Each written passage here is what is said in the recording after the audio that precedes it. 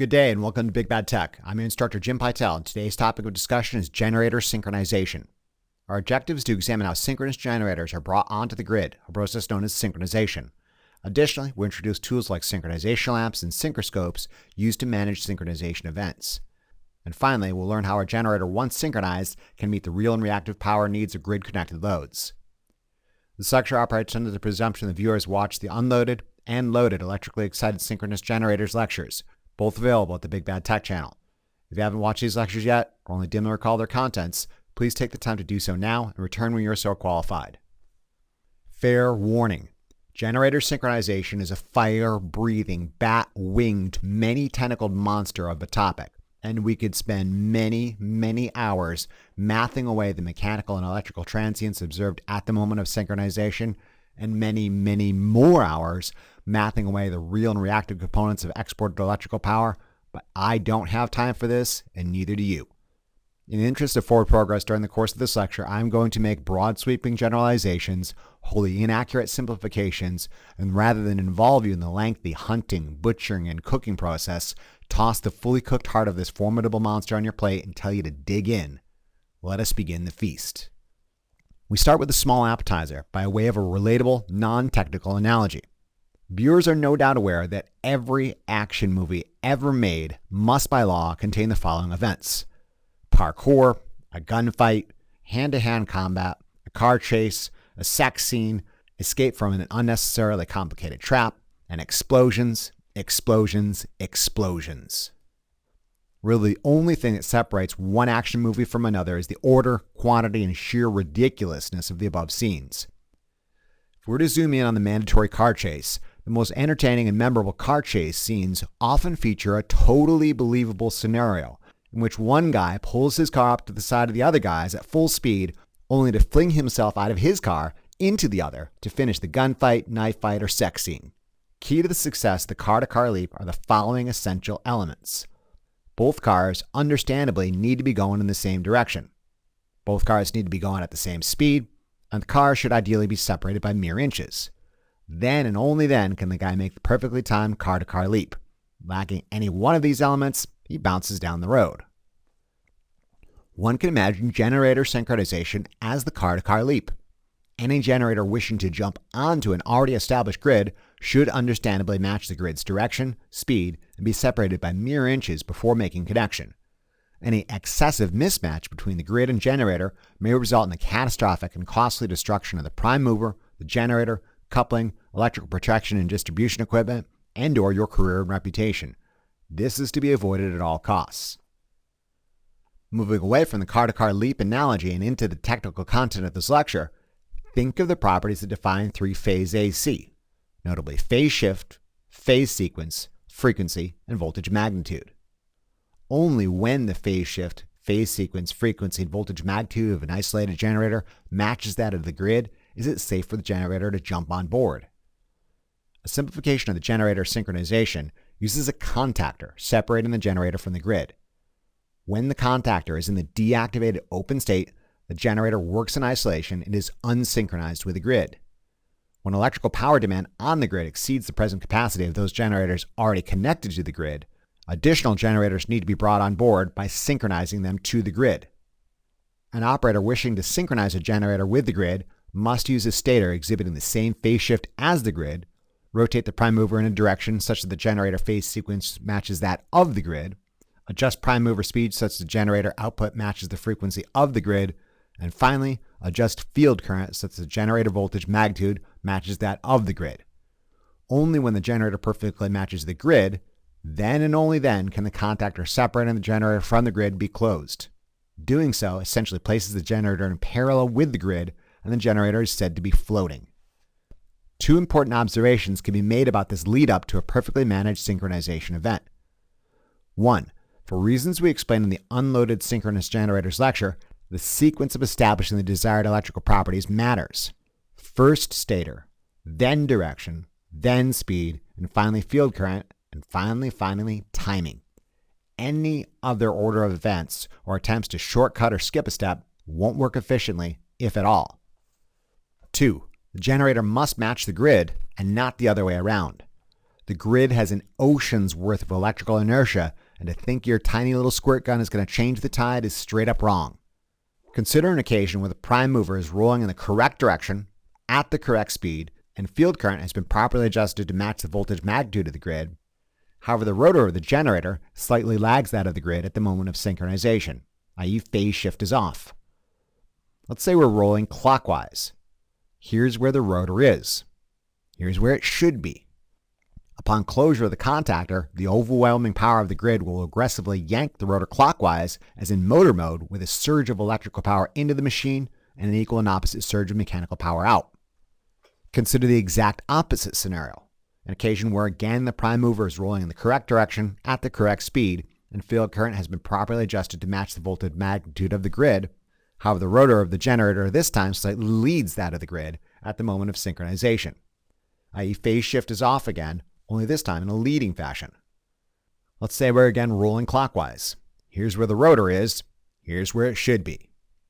Upon closure of the contactor, the overwhelming power of the grid will aggressively brake the motor counterclockwise, as in generator mode, with a surge of mechanical power into the machine and an equal and opposite surge of electrical power out. As you might expect, these sudden surges of incoming and outgoing mechanical and electrical power aren't good, and if excessive can damage the prime mover and generator, not to mention the shaft, gearbox, coupling, fasteners, as well as electrical protection and distribution systems. In summary, not only is there a lot that can go wrong in generator synchronization, there's a lot of consequences if you do get it wrong, and only one way to get it right. One way of ensuring all goes well during synchronization is to continuously monitor and compare grid and generator output on either side of the open contactor. In the interest of expediency, we'll just check phase 1. However, keep in mind for a 3-phase AC system, you're going to have to do this check for all 3 phases. In a perfect world, the grid and generator voltage output traces would be essentially identical with the same frequency and magnitude at the same time. If you overlaid these traces on top of each other, at no time would there be an instantaneous voltage differential. This is what you are looking for, but it does not happen that way all the time. Here the prime mover is running a little fast, thus the generator's output has higher frequency than the grid. Do not close the contactor. Conversely, here the prime mover is running a little slow, thus the generator's output has lower frequency than the grid. Do not close the contactor. Here the field current is a little too high, thus the generator's output has higher voltage than the grid. Do not close the contactor. Conversely, here the field current is a little too low, thus the generator's output has lower voltage than the grid. Do not close the contactor. Damn, this is frustrating. As I mentioned previously, even if you got the speed and field current right, you still might mess up phase shift. Now keep in mind, phase shift really has 2 definitions for the purpose of synchronization. Not only does it mean the generator must have the same number of phases as the grid, it also means voltage for a generator's particular phase needs to match the grid's phase at the moment of synchronization. Here the generator's output matches the grid's frequency and voltage, however appears to be lagging behind the grid. Do not close the contactor. Conversely, here the generator's output matches the grid's frequency and voltage, however appears to be leading ahead of the grid. Do not close the contactor. To make matters worse, what if you screwed up the connections to the contactor linking the generator and grid? For example, if you went 1, 2, 3 for the grid and 2, 1, 3 for the generator, even if you had voltage, frequency, and phase shift correct, you'd still have sequence messed up.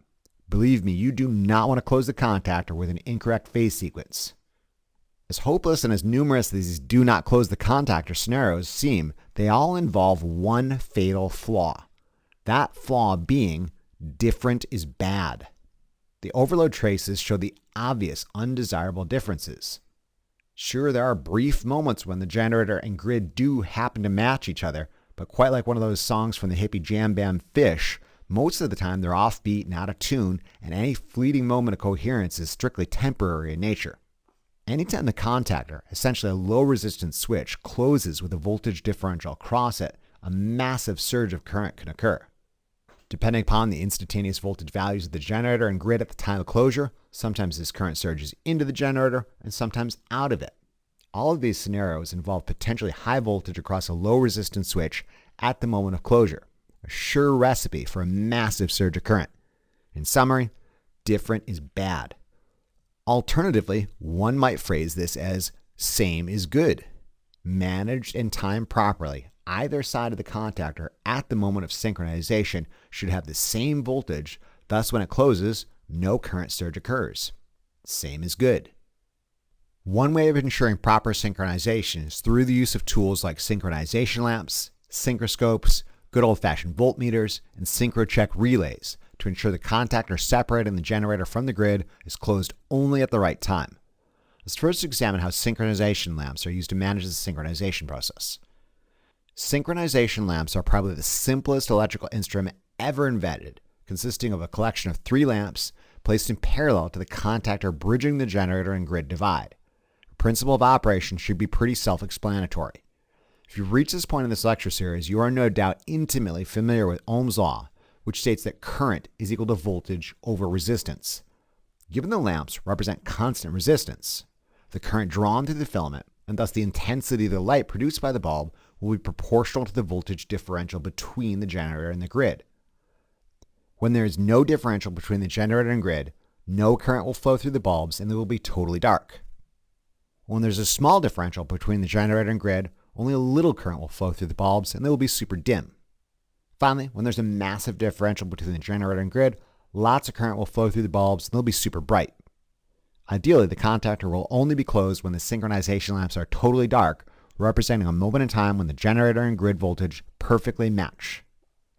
Besides signifying moments of zero differential appropriate for synchronization, the lamps additionally perform other diagnostic functions to those accustomed to their use.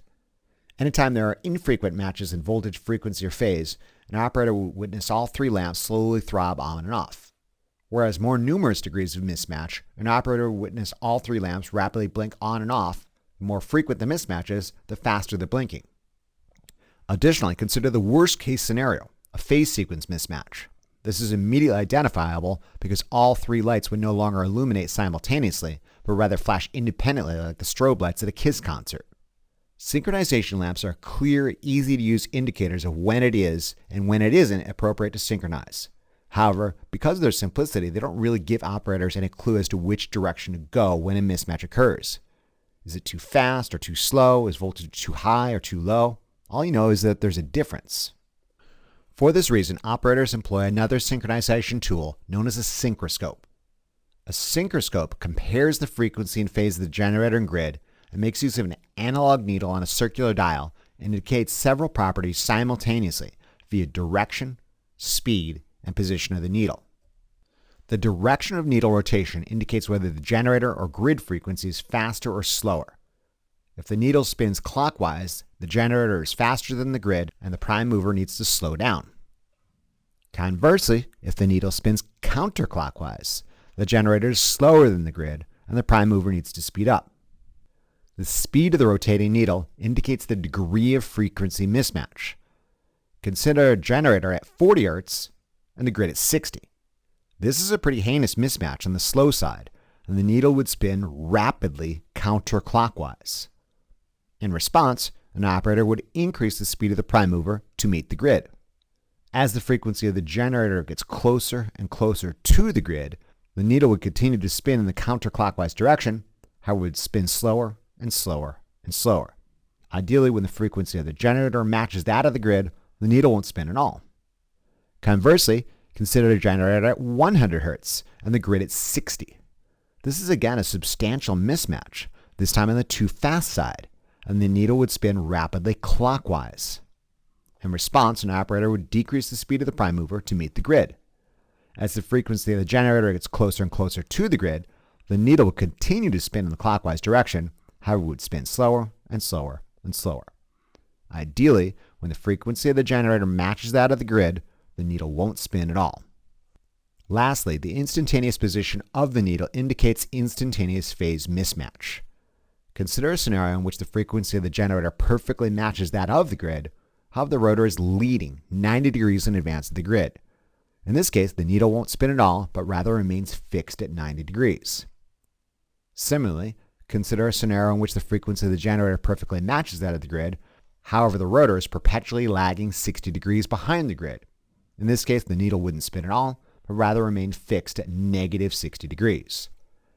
In summary, only when the needle of a synchroscope isn't moving and pointed straight up and down at 0 degrees does the generator frequency and phase shift match the grid. Now this isn't as easy as it sounds, because you get sometimes dragged into this frustrating game of whack-a-mole where you're matching frequency but out of phase, or matching phase and out of frequency. However, you might find the natural fluctuations of a prime mover will eventually drift the generator into a match. When the needle stops moving, or at least is moving very, very slowly, at 0 degrees, it's time to close the contactor. Lastly, don't underestimate the importance of good old-fashioned voltmeter. While the Synchroscope concerns itself with frequency and phase, a voltmeter can be used to compare generator and grid voltage magnitude. By adjusting field current, the voltmeter measuring generator voltage magnitude should match the voltmeter measuring grid voltage magnitude. Taken all together, a generator is synchronized to the grid only when all 3 synchronization lamps are off. The Synchroscope needle is not moving and pointed at 0 degrees, and the voltmeters measuring generator and grid voltage magnitude are equal to one another. Then, and only then, can the contactor be closed. If this all seems like too much to manage with too big of consequences if you get it wrong, you're not the only one. For this reason, automated synchronization methods exist that do not rely upon the subjective interpretations and shortcomings of dim-witted human operators. We'll examine closed-loop controls and protective relay schemes in much later lectures that make use of a synchro check relay, which, as the name implies, permits synchronization only when certain circumstances, i.e. matching voltage, frequency, phase, and sequence are met. Presuming these conditions are met, the moment has arrived. It is time to close the contactor. In a perfect world, nothing happens. But even the best managed synchronization events can induce temporary electrical and mechanical transients. It's perhaps best to illustrate these effects with a practical demonstration. Our interest is in capturing the electrical and mechanical transients, i.e. temporary events that occur during synchronization. In this scenario, we set up the generator to produce light industrial 60 Hz 3-phase AC with 120 volts line to neutral and 208 volts line to line. Consider an oscilloscope trace for line current for one phase through the contactor, generator electrical power for one phase, and generator torque. When the contactor is open, no current flows into the contactor, the generator exports no electrical power, and the generator produces a token amount of negative counterclockwise counter torque in opposition to the clockwise moving prime mover, accounting for friction. At the time when the phase sequence, frequency, phase shift, and voltage magnitude of the generator matches that of the grid, I close the contactor and nothing happens. I.e. there's no current surge into or out of the generator, there's no massive exchange of electrical power, nor does the generator experience an oppositional braking or motor torque. It's not dramatic, and that's the point. The generator and grid match each other at the moment of synchronization. This is how it's supposed to happen, but it is not the reason you're still here. You're here to see me break this thing, which is exactly what I'm going to do. This is actually one of my favorite labs because I get to answer that burning question that is in the back of everyone's mind when they first learn about generator synchronization. What happens if you screw it up? Let's find out. Now keep in mind I'm doing this on a tiny little 200-watt machine purposely designed to handle rough treatment and not some multi-million-dollar 75-megawatt beast performing mission-critical power generation capacity at some federally funded facility. If you do what I'm about to do on a bigger machine, expect much, much greater consequences on the order of catastrophic mechanical and electrical disruption, personal injury, severe death, and major financial liability, not to mention the loss of your career in the rare event you do survive. In summary, do not try this at home. Consider an occasion what happens when I close the contactor when the generator matches grid phase shift, frequency, and voltage. However, the rotor is lagging 30 degrees behind the stator at the time of closure. What happens? Electrically, there's a momentary surge of current and electrical power into the machine. Mechanically, the shaft experiences a surge of clockwise torque in the previously established direction of rotation. Makes sense. The rotor's behind and the grid says, "Hurry up, dummy," and pulls it forward as would a motor. You note the zero center line of torque measurement is right here, so there's two zero crossings where it goes from a tiny amount of negative counterclockwise torque accounting for friction, goes clockwise momentarily, and then settles back to the original amount. Not the ideal scenario, but all in all, not too bad. Let's make it worse. Consider an occasion what happens when I close the contactor when the generator matches the grid phase shift, frequency, and voltage. However, the rotor is an increased 60-degree lag behind the stator at the time of closure. As previously electrically, there's a momentary surge of current and electrical power into the machine, only more dramatic in magnitude. Again, mechanically, the shaft experiences a surge of clockwise torque, only greater in strength. Given the rotor is further behind this time, the grid treats the lagging generator as a motor and gives it a strong yank forward. We are definitely in the danger zone now, both mechanically and electrically. In summary, a greater mismatch results in greater undesirable electrical and mechanical transients. Let's make it worse. Consider an occasion when I close the contactor when the generator matches grid phase shift, frequency, and voltage magnitude. However, the rotor is a full 90 degrees lagging behind the stator at the time of closure. This is bad. Electrically, there's a supermassive surge of current and electrical power into the machine, and mechanically, the shaft experiences a large surge of clockwise torque. As previously, the grid is yanking the lagging rotor forward as would a motor, only this time with a degree of viciousness. Besides increasing the magnitude of the electrical and mechanical transients, you'll notice greater and greater mismatches also result in longer durations of undesirable electrical and mechanical transients. Let's approach this from a different direction. What happens if the rotor is leading the stator at the time of closure? We should observe opposite effects. Let's see if this is the case. Consider an occasion what happens when I close the contactor when the generator matches grid phase shift, frequency, and voltage. However, the rotor is leading 30 degrees ahead of the stator at the time of closure. Electrically, there's a momentary surge of current and electrical power out of the machine, and mechanically, the shaft experiences a surge of counterclockwise torque against the previously established clockwise direction. It makes sense. The rotor's head in the grid is saying, "Not so fast, dummy," and pulls it backward, as would a brake. Not the ideal scenario, but all in all, not too bad. Let's make it worse. Consider an occasion what happens when I close the contactor when the generator matches the grid phase shift, frequency, and voltage magnitude. However, the rotor is an increased 60 degrees ahead of the stator at the time of closure. As previously, electrically, there's a momentary surge of current and electrical power out of the machine, only more dramatic in magnitude and sustained in nature.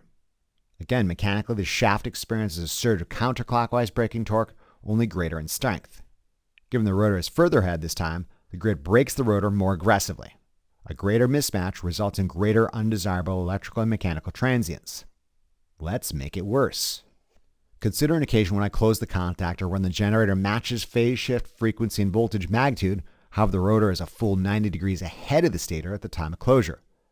Electrically, there's a supermassive surge of current and electrical power out of the machine, and mechanically, the shaft experiences a large surge of counterclockwise braking torque. So large, in fact, we've jumped off the oscilloscope screen at our present scale. When I rescale it to 0.2 Newton meters per division, it looks like we're just shy of negative 0.5 Newton meters braking torque. Vicious indeed, and not a recommended practice. As previously, besides increasing the magnitude of the electrical and mechanical transients, you notice a greater and greater mismatch results in longer and longer durations of undesirable electrical and mechanical transients. Are we done torturing this machine? Not remotely. What's the worst possible match you could imagine? 180 degrees? Yeah, let's do it. If this thing breaks, it's your fault. Given the rotor is totally opposite the stator, it'll be a 50-50 chance if it acts like a motor or generator. Place your bets and let's see what happens. Bam. Oh, this is bad. When I close the contactor, the machine makes this awful sound like it's getting dragged through a knothole backwards. Looks like we're deep in generator mode with the grid aggressively braking the rotor backwards and a massive spike of electrical current and power. This is probably the worst thing that could happen. If this is a large, expensive machine, you might be picking up the pieces and looking for a new job. In summary, do not try this at home.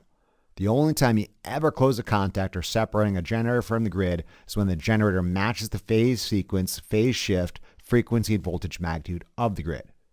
All right, that was fun. Let's wrap this lecture up with a quick discussion of how, once synchronized to the grid, a generator can meet the electrical power needs of grid-connected electrical loads. Once synchronized, ideally properly with minimal electrical and mechanical transients, a generator is essentially placed to parallel the grid and is said to be floating, i.e. producing no power. As viewers are no doubt aware, electrical power has two dimensions, real and reactive. Let's deal with real power first. As a major summary of the process, in order to export real electrical power, a generator needs to start consuming more mechanical power from the prime mover. However, given the massive inertia of the grid, a tiny generator, once synchronized to the massive grid, cannot change its rotational speed. This being said, you will recall mechanical power has two aspects, speed and torque. Given rotational speed is fixed, once synchronized, a prime mover essentially needs to start exerting more and more torque such that it delivers more and more mechanical power. Increased amounts of torque result in the rotor remaining in sync with the stator, however slightly leading it. The more torque, the more it leads, and the more real electrical power is exported to grid.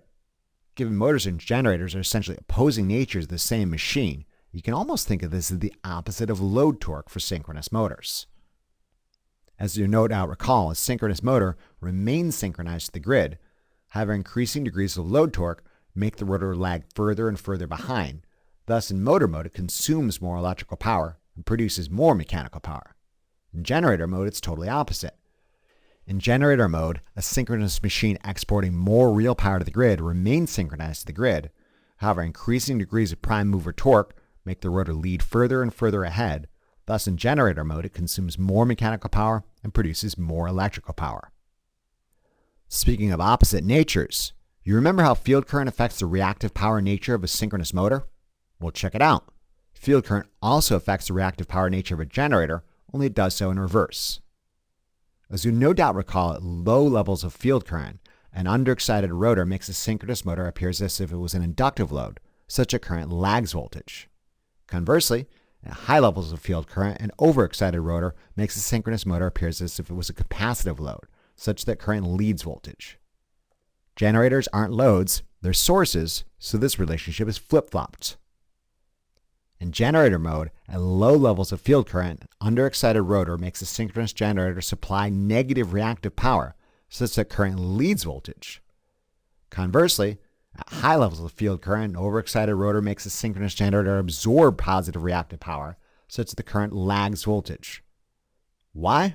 I'd tell you why, but I don't have time and neither do you. Long story short, it deals with a simplified model of a generator winding we employed in the Loaded Synchronous Generators lecture, available at the Big Bad Tech channel. You recall, this simplified model employed a voltage source resultant from the generator electromotive force in series with a small resistor and comparatively larger inductive reactance. If isolated from the grid, we learned that adjusting field current directly affected output voltage magnitude at the terminals of the generator. However, once synchronized to the grid, the voltage at the output terminals of the generator would remain fixed by grid-imposed voltage. Any adjustment to the field current after synchronization affects the generator electromotive force only, thus controlling the degree of differential between the generator electromotive force and grid voltage, thereby affecting the current flow through the resistive and reactive components internal to the winding. Thus, under excited conditions, current leads voltage, and in overexcited conditions, current lags voltage. All right, I am dropping it right there. That was the super condensed version about exporting real and reactive power once synchronized. Trust me, you do not want the full version. Seriously, I dragged integrals and differentials around for a full 15-week semester every day, stabbing a pencil into my palm just to stay awake in class, and I used it 0 times. I did this so you don't have to. Just kidding. I do want to discuss one more tiny detail about reactive power and field current. As with synchronous motors, you'll note there's a point on the field current versus reactive power plot where the generator neither supplies nor absorbs reactive power. This is an operating condition where the generator exports only real power. As we learned in the synchronous condenser lecture, by adjusting field current, a synchronous condenser could act as a dynamic power factor correction element, counteracting the reactive needs of other loads. This begs the question, could a generator do the same thing? Sure, why not? In this fashion, an electrically excited generator can export real power to the grid and power factor correct the grid. Pretty cool, huh? Often one or more turbines in a large collection of turbines at a hydropower facility or system is reserved exclusively for this power factor correction role, and by dynamically adjusting field current, it will thus balance reactive power requirements for the grid. All right, let's bring this lecture to a close. In conclusion, we examined generator synchronization. We learned generators can be synchronized with the grid only when their phase sequence, phase shift, frequency, and voltage magnitude match that of the grid. Additionally, we discussed how synchronization lamps and synchroscopes can be used to manage synchronization events and observed how improperly managed synchronization can generate undesirable electrical and mechanical transients. Finally, we learned how generators, once synchronized with the grid, export real and reactive power to the grid. Once synchronized, rotational speed remains fixed, however increases in torque result in generation of more real electrical power. Similarly, once synchronized, voltage remains fixed, however adjusting field current changes the reactive nature of exported electrical power. Remember to review these concepts as often as you need to really drive it home. Imagine how well lab will go if you know what you're doing. Thank you very much for your attention and interest, and we'll see you again during the next lecture of this series. Remember to tell your Lazy Lab partner about this resource, and be sure to check out the Big Bad Tech channel for additional resources and updates.